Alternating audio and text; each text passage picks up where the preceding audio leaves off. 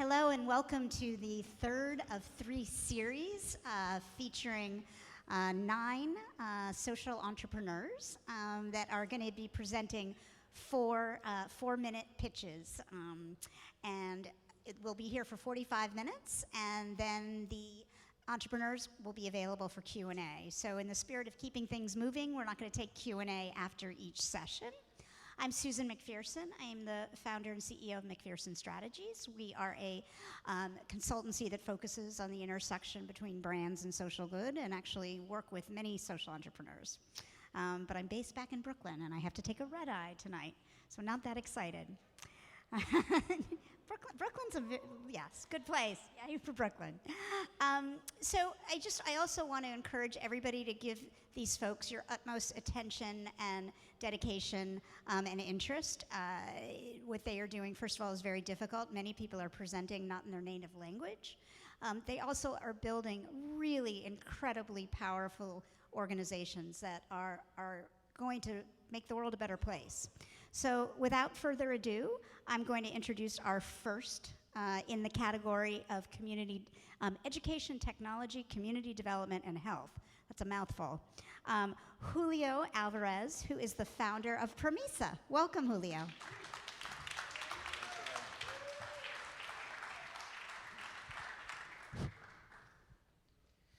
The biggest threat we face today as a society is climate change. Only last year, it took over 400,000 lives. So by knowing this, the question is, what are we doing to solve this? Sometimes we see this problem as a very big problem. And the truth of the matter is that maybe if we had a little bit more knowledge, we could do something about it. I'm Julio Alvarez, I'm from Promesa, and we believe that in order to solve this problem or any of these long-term problems, the key is to start with education. What happened along this way? We spent our whole lives learning about math, about history, about science, about business. We spent all our lives learning all these subjects, wanting to be the best ones. But what happened with one of the most subjects of all, the most important subjects of all, which is we never learned how to relate directly to the environment, how to live at our home. So this is basically the main problem why we see all these enormous problems going on right now, and we feel that we can't do anything about it. What we're trying to do, this is just an example. In Mexico, where we live, there's no such thing as recycling, as a recycling separation. We just say organic or not organic. So that's it. And with organic, we recycle 5%. And the rest is all the trash. This is one example of many of them that we just don't know how to really be an environmental person. But what would happen if we could switch this? If we could really create an environmental program for all the schools, if we can develop an actually IQ of sustainability, not only on teachers, but also on the families. If we could create all the schools to be sustainable. And the most important thing, what if we could do all of this with zero costs for the school? Then we could help all the schools that maybe right now want to implement an environmental program, but it's too highly cost, and especially because first you would need to teach the teachers how to be environmental. And what if we could do all of this for free? So this is basically our model. We first create education. So we provide an environmental education to the schools. And by doing this, we create a successful recycling program.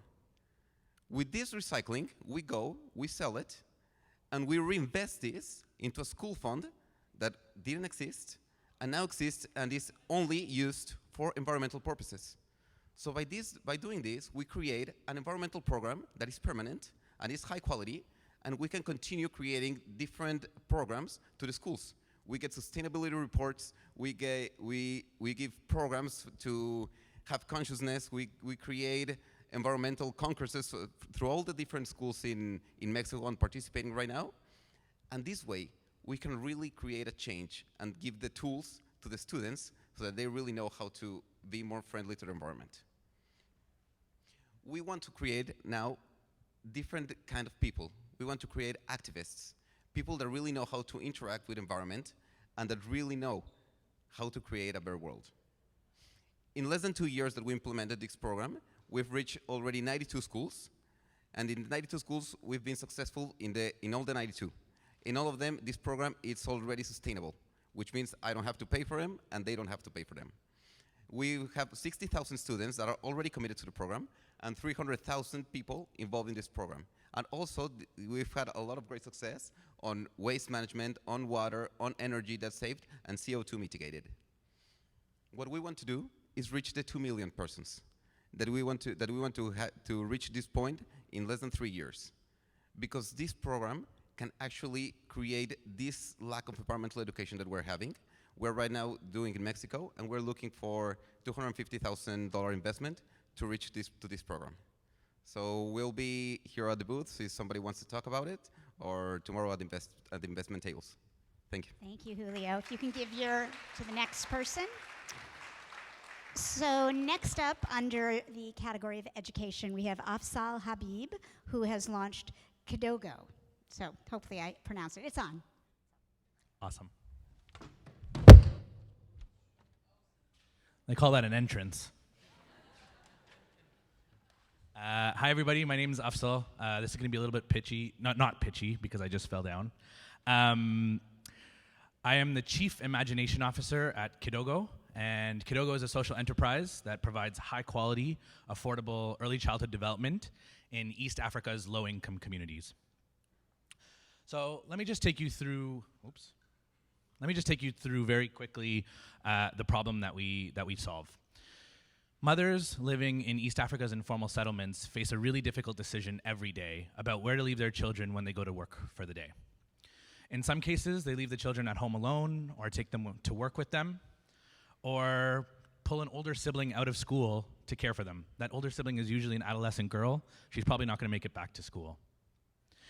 In the best case scenario, they use a local, unlicensed daycare center that's usually unsanitary, unsafe, and run by an untrained woman. Something like this. This is actually a center in Malolongo, just outside of Nairobi, Kenya. In all of these circumstances, that child's healthy growth and development are severely compromised, and at the most important part of their life. Science is proving that the first 3 years of life are the most important time for sparking the healthy growth and development of children.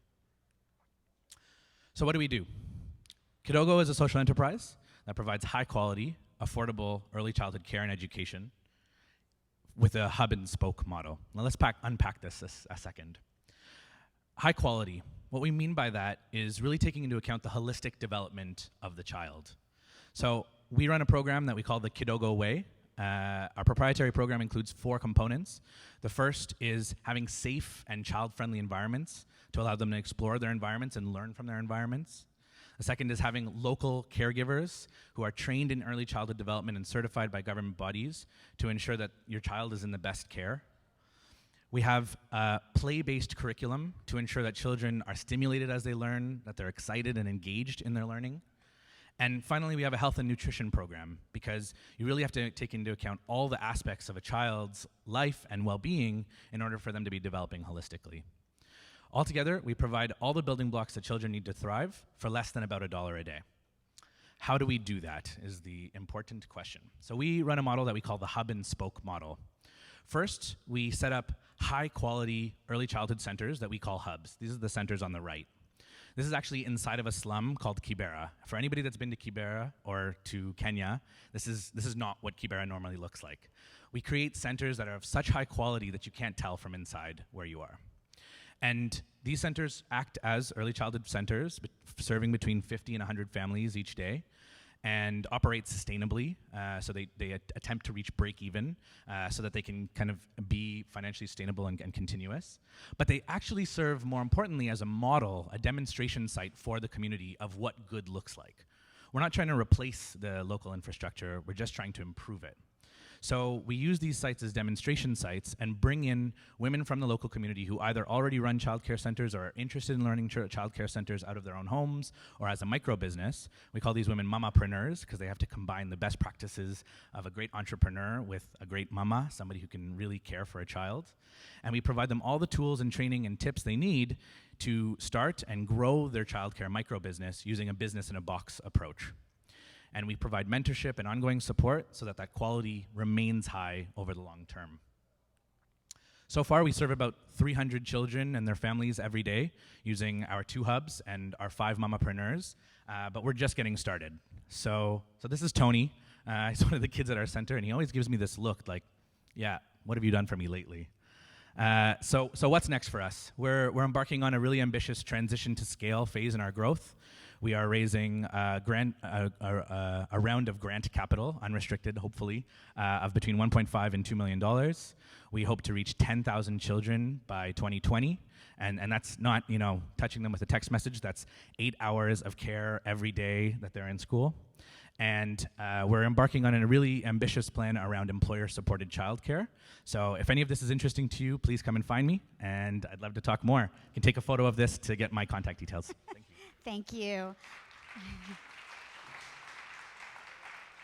It is no fun being the bad cop because they have such good information to share, but we have to have all things be equal. So now I'm excited to introduce John Roberts, who founded Invested.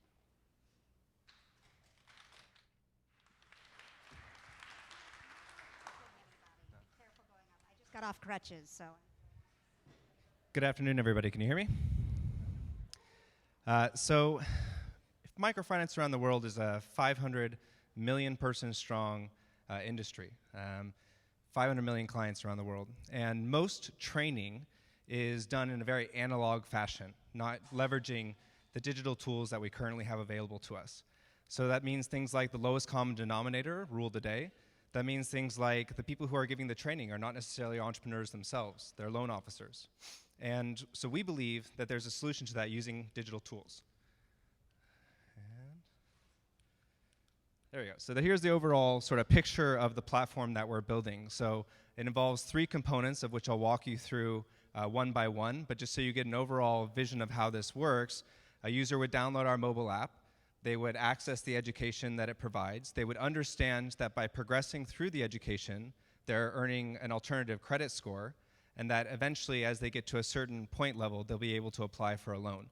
A microfinance bank then sees their application on a web-facing dashboard and is able to loan directly through the platform using mobile money, which then goes to the person's phone. So the mobile app uses Facebook login.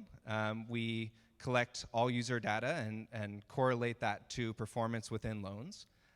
This is something that happens in our cloud-based infrastructure that then provides the credit score and then populates the dashboard, which allows for you to search and sort based off of location, based off of loan amount sought, and based off of the credit score that the individual has obtained. So what I'm most excited about, though, is our content. So our content is hyper-localized. So I spent 4 years living in Ghana trying to make Western online education make sense there. And I just threw up my hands one day and founded this company. And so we're creating 100% local content. It's developed in collaboration with local entrepreneurs. It's animated based off of a style that was sourced locally. All the voiceovers are African. At the moment, we picture expanding to other emerging markets moving forward, but we're focused on sub-Saharan Africa at the moment. We've built an amazing team. Our team is comprised of myself. So as I said, I spent 4 years living in Ghana. I co-founded the Impact Hub there, so a lot of experience in entrepreneurship there. My COO was the number 7 employee in my fitness pal and did all their localizations, so took them to 20 countries. My CTO was a University of California at Irvine professor for 20 years and just retired, PhD in artificial intelligence. And our animator, also co-founder, is a USC Film School grad. We have an amazing local team in Mali, Burkina, Ghana, and Kenya. And we have some really good momentum right now. So we just made our first sale. It's a 2-month pilot deal with Tala, formerly known as InVenture, paid pilot. So they have 120,000 users in Kenya that'll be getting our content pushed to them in the coming weeks. We just won the EdTech Startup of the Year Western Region Finals, competing for the finals in New York in December. We've raised $50,000 of our $300,000 seed round from Tech Coast Angels, Orange County chapter, and we're just getting started. So thank you very much, and I'm happy to answer your questions after. Thank you. Great job. And our last speaker, who is in the education category, is Cecilia Foxworthy. So welcome, Cecilia.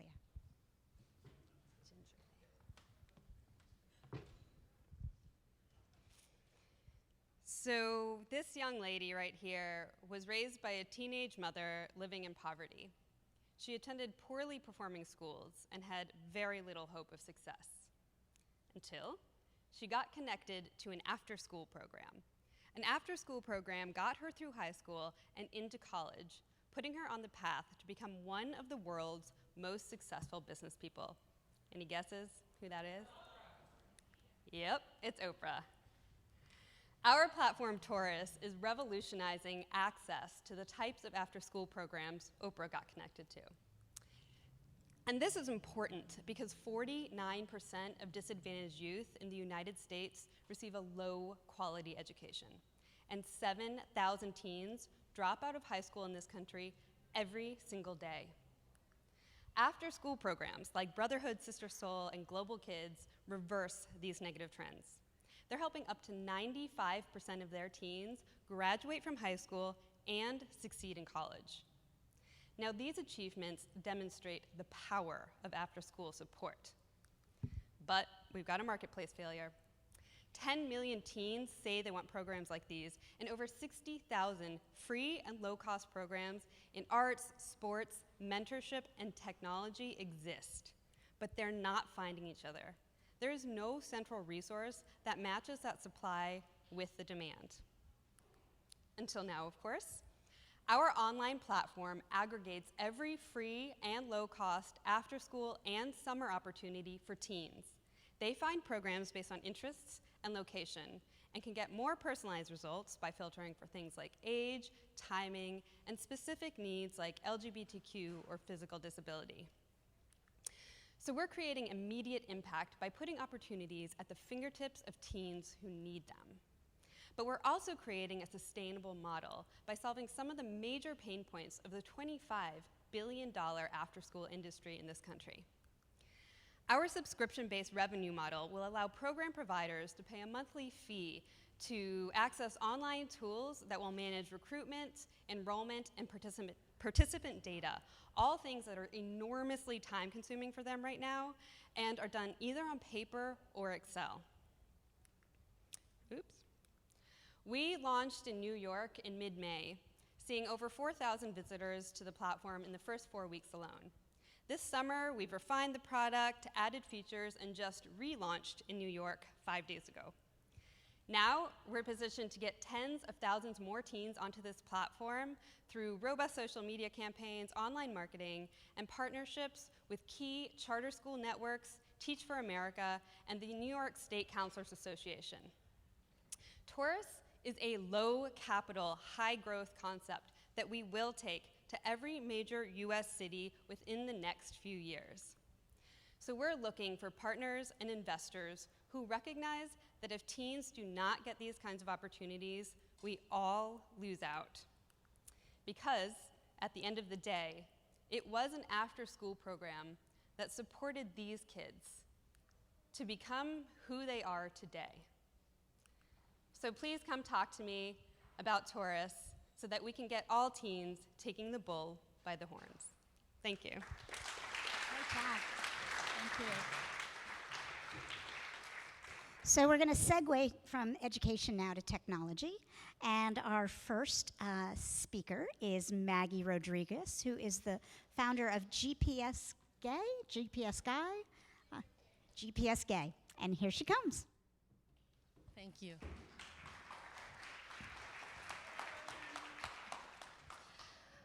Okay, as many of you know, in the third world and even here in US, discrimination against the LGBT community is still very real. That's why my wife and I created GPS Gay, which is a mobile app for the gay community.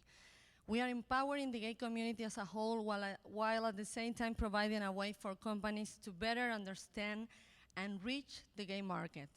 So this is how the app looks like, and by the way, it's available in Spanish, English, and Portuguese for iOS, Android, and website, and is completely free for the users.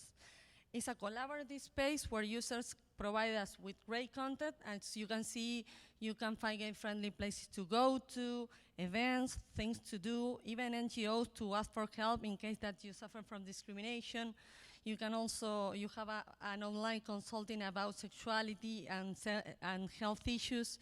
You can interact with each other in a safe and friendly environment, and watch online documentaries, read news and articles, and more.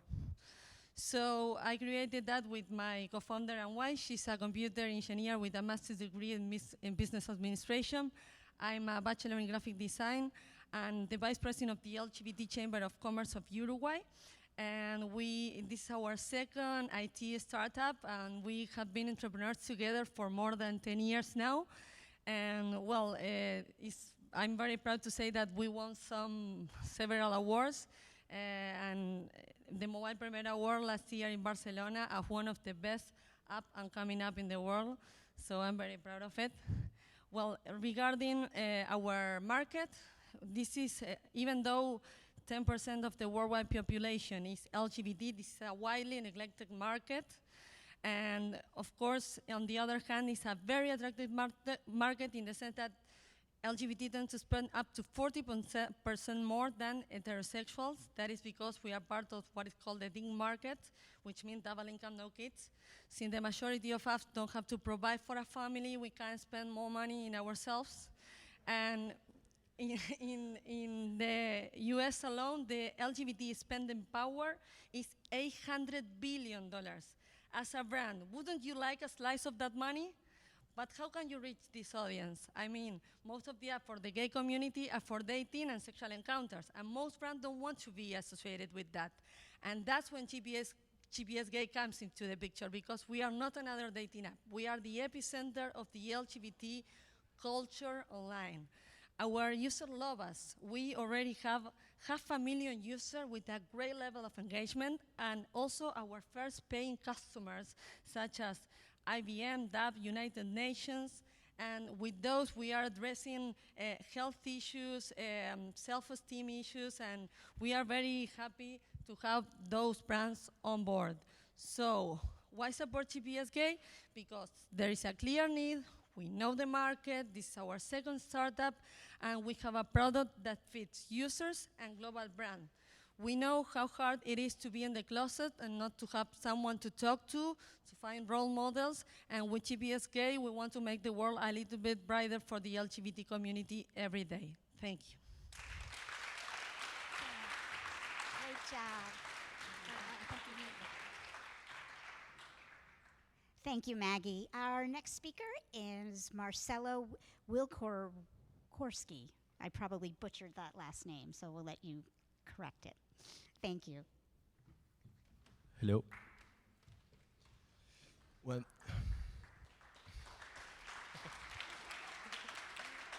I hope you do the same when I finish. Well, as I said, my name is Marcelo. I am CEO and co-founder of Oinks. And like many people in the world, I love my city, Montevideo. But sometimes cities are not the best place to live. There's crime, vandalism, traffic jams, and many other issues that concern us and affect our quality of life. This is why my team and I, a little bit more than 2 years ago, created Oinks, a mobile crowdsourcing platform that helps people move around safely by sharing real-time information such as danger zones, robberies, garbage in the streets, and empowers them to create a better city life experience. Nowadays, we are evolving towards what we believe is the future of virtual assistants focused on security and traffic, combining crowdsourcing, machine learning, and bots. And like any startup, we need to face two old and well-known challenges: validating our product and validating our business model. In terms of the product, since launching a little bit more than 2 years ago, Since, perdón. Me taré, perdón. Sí, well, since launching a little bit more than 2 years ago, we achieved more than 150,000 registered users.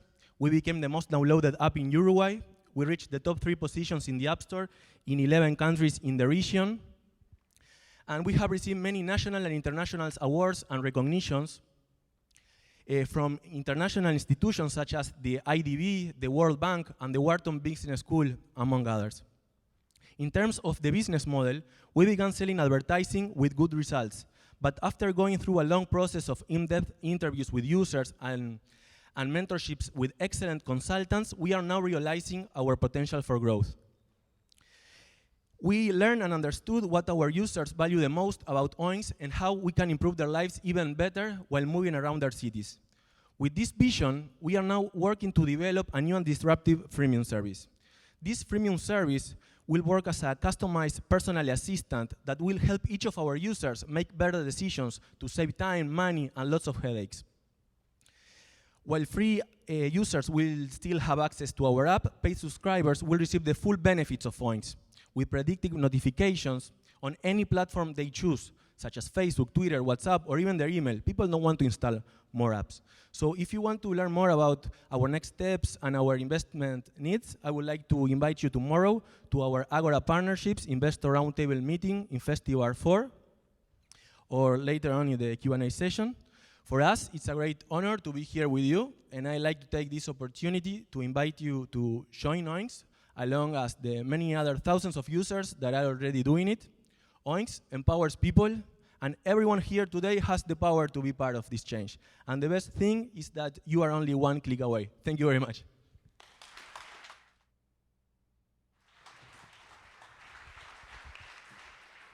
Thank you so much, Marcelo. Okay, we are down to the last few. The next person speaking is founder Andres Luongo, who founded All Green Up.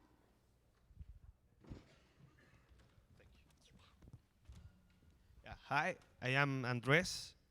I am the CEO and co-founder of All Green App, and I am here to present. Well, you know that if every person of the world consume like a US average person, we will be consuming almost 5 Earth of natural resources. Like that problem, we have several others, like climate refugees and another problem. But in the same way, if you think all the people is talking about taking care of the environment, but actually nobody is doing something. And because of that, we create that if we increase the citizen participation, we can make a real change in the planet. Because of that, we create a Green App that it enables citizens and corporate of improve their daily practice, such recycling, such car sharing, or use alternative transportation. All Green App is a free mobile app when citizens can register their action, earn points for doing, and win reward, experience, discount, product, and inclusive make donation inside the app. We have a bimodal business model. For one hand, we had our citizens, we incentivize them, we push them to do sustainable action. Meanwhile, we generate revenue from corporate clients with a cost marketing platform solution and employee engagement platform too. There is a burgeoning growing interest in corporates and government of communicate this, participate in this, because today the citizens and the employees are expect today that they do that. And because of that, with All Green App, we create this platform that engage, that measure their impact, that marketing and communicate the solution and connect them with sustainability. Today, thanks to an active sales management, we are on our break-even with clients like Coke and Samsung in Chile. And because of that, today our focus is expand our impact in the planet, expand our revenue generation in the Latin market first, and then US, and then the rest of the world. And to do that, we are raising a round of $500,000 in equity or convertible debt. Well, you all invited to my investor roundtable tomorrow. We'll be in the festival room 4 at 2:30 p.m. But I also say to you that we believe that if we increase the citizen participation, we can make a change. Every action has an impact. Every action counts. Thank you.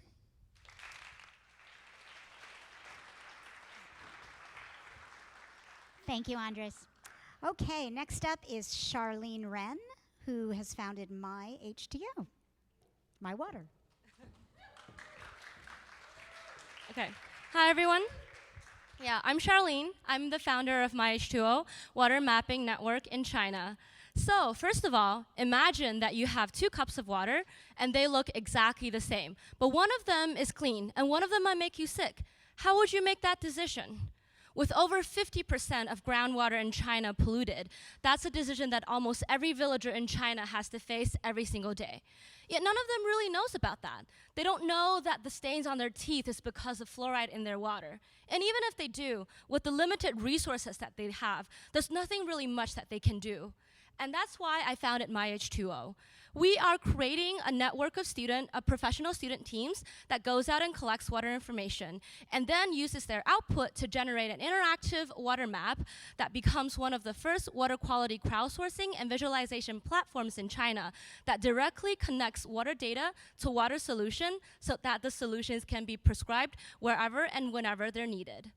So how are we actually doing that? First of all, we are recruiting teams from across the country, especially students that are working in the environmental fields, and giving them uniform training, uniform testing kits, and reporting mechanism so that the data they're generating are very consistent.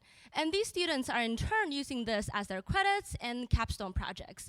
And then with the data that are generated from this network, we're then mapping them and visualizing them on our platform that allows effectively communication of the results to the public, and the public can even comment and talk about the results in this platform.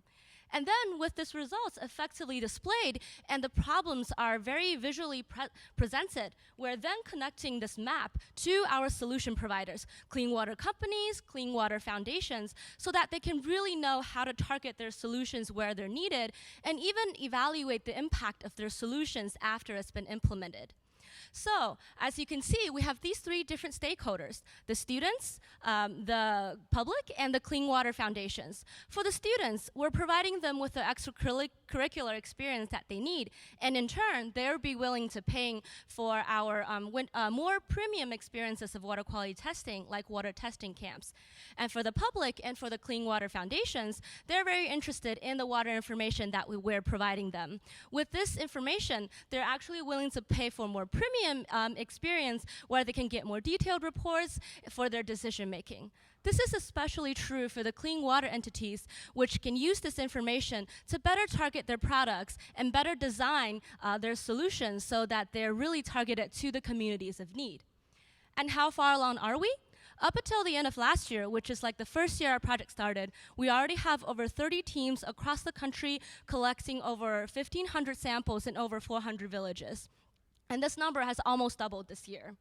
So up until this January, we already conducted a paid winter testing camp that allows students to really immerse in the experience, and they're also willing to pay for this experience.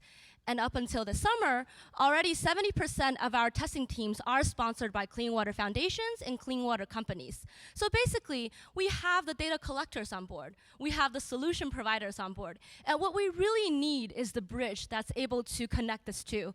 And that's what we're focusing our next step on, is really a connection so that the solution and the data can be better linked without us matching them one by one manually. And that's where we're asking for the most support. We're asking for technical expertise. We're asking support for 2 full-time employees that can really work on this database so that eventually when the platform is finished by 2017, we don't have to really manually collect the data and connect the data to the solution, and the platform can be massively scaled up so that the solutions can really reach the public to everywhere that they're needed. So, with this platform available, with your support available, let's together make blue the brightest color. Thank you so much. Awesome. Great work. So it's never fun going last, but it's also cocktails are next or whatever else is next. I'm happy to introduce Bessie Schwartz, who founded Cloud to Street. So warm welcome. The last one. Hi, I'm Bessie, the co-founder and president with Cloud to Street. We're unlocking literally a world of big data in order to map communities at risk to climate disasters. And we're starting with flooding. Imagine if the first time you knew you were at risk to flooding was when your house started filling up with water. Keep considering that thought. Very scary, the water's filling up. I can just move on if oh, there we go. So when Hurricane Sandy hit my hometown of New York, 10,000 of the homes that were flooded were not on the official government's maps, and they were left unprotected. On the left here is one of my neighbors in Brooklyn whose home was destroyed. When my co-founder and our chief technology officer, Beth, was living in El Salvador, she knew hundreds of people like Mario, whose family's chicken farm was destroyed by Hurricane Alex. But because of inaccurate maps, they were left off the disaster aid list, and they could no longer afford to send Mario to school. You'll keep working on it. In the next year, 250 million people could be affected by flooding. Many of them will lose their lives or livelihoods, but a lot of them don't know they're at risk today. The number of people exposed to devastating floods is expected to double in the next 14 years due to climate change and population migration. There are things we can do to protect people at risk before the disaster hits, people like my neighbors and like Mario, but only if we know where they are and why they're at risk. But the problem is that traditional ways we do flood mapping is incredibly expensive, time-consuming, requires significant expertise. It is not responsive to community needs and social conditions on the ground. In the next 5 years, the World Bank has committed, just the World Bank alone, to spending $100 billion on climate resilience. And yet Jim Kim, the president of the World Bank, told one of our advisors last month that he doesn't have enough information within a country about risk in order to distribute and prioritize those funds. Beth and I started Cloud to Street to address this. Hopefully, yes. So we developed an algorithm in grad school that combines satellite imagery, taking pictures of the globe every single day, community crowdsource information, and social media in order to predict social and physical vulnerability to flooding in any browser, anywhere in the world, within seconds. And we use this combined technology in order to create living vulnerability assessments that update every time a satellite takes a picture of the Earth, a river course changes from a flood, or someone in their community tweets about a flood in their street. And we leave these behind when we go so that these maps actually become living collaborations between the communities at risk, the governments and support systems who can help protect them, and the scientists all over the world who are analyzing with greater and greater precision the changes that our world is going through right now. And we do all of this with 1/10 of the price of a traditional flood map. So we're already piloting this work, as we've been doing for the last couple of years in India, where floods can kill thousands of people in one go, in Senegal, with the French Development Agency, and in the US, working with small and mid-sized cities like Baltimore and New Haven. But we want to do so much more. In the next year, we want to raise about $300,000 to hire more data scientists to scale this technology and work closely with more cities in the US and countries at risk. Because we believe that climate resilience starts by putting critical information into the hands of the most vulnerable. Please talk to us after this so that we can talk about actually how to do this. Thank you. Thank you. Great job. All right. So I want to thank you all for giving them your attention and interest, and I encourage you to meet with them after this, and I'm sure you're going to be around for the next day or so, so hopefully you can connect with everybody in the audience. I'm Susan McPherson. Again, thank you so much. Have a great SOCAP, and thanks to the folks who put on this magnificent event.